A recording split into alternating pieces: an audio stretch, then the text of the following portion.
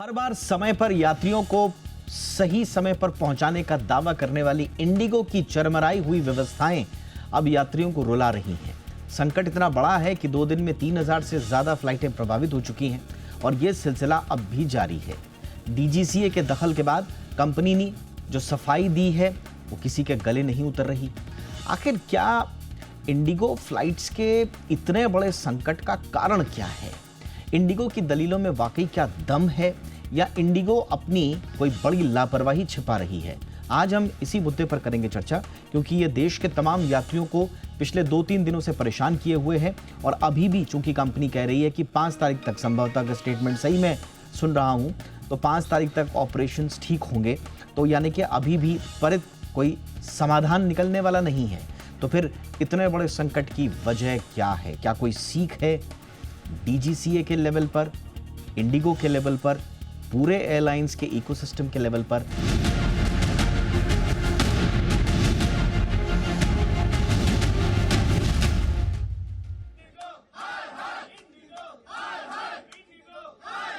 देश की सबसे बड़ी एयरलाइन इंडिगो इन दिनों अपनी सबसे बड़ी चुनौती से जूझ रही है।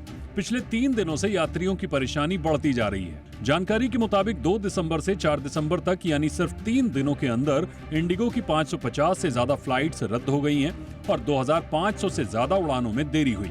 फ्लाइट की कैंसिलेशन की बात करें तो दिल्ली में 95 फ्लाइट कैंसिल हुई, बेंगलुरु में 73, मुंबई में 85 और हैदराबाद में 64 फ्लाइट्स कैंसिल हुई। नतीजा ये हुआ कि हजारों यात्री फंसे रहे, टर्मिनल पर लंबी लाइनें लग गईं और सवाल उठने लगे कि आखिर अचानक ऐसा क्या हुआ। तो इसे भी समझ लीजिए। 1 नवंबर से directorate general of civil aviation यानी डीजीसीए ने पायलटों और क्रू मेंबर्स के काम से जुड़े सुरक्षा नियमों में बदलाव किए हैं। इन बदलावों का सबसे बड़ा असर इंडिगो पर पड़ा है। गुरुवार को इंडिगो के अधिकारी इस मामले पर डीजीसीए से मिलने पहुंचे।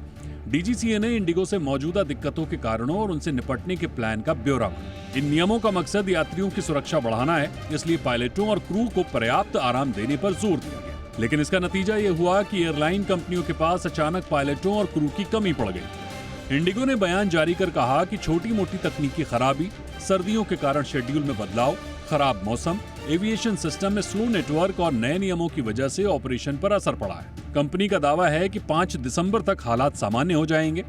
आपको बता दें कि इंडिगो दिन भर में करीब 2300 घरेलू और अंतर्राष्ट्रीय उड़ानें ऑपरेट करती है। ये संख्या एयर इंडिया की उड़ानों से लगभग दोगुनी है। इंडिगो के पास देश की 60% से ज्यादा घरेलू उड़ानें हैं।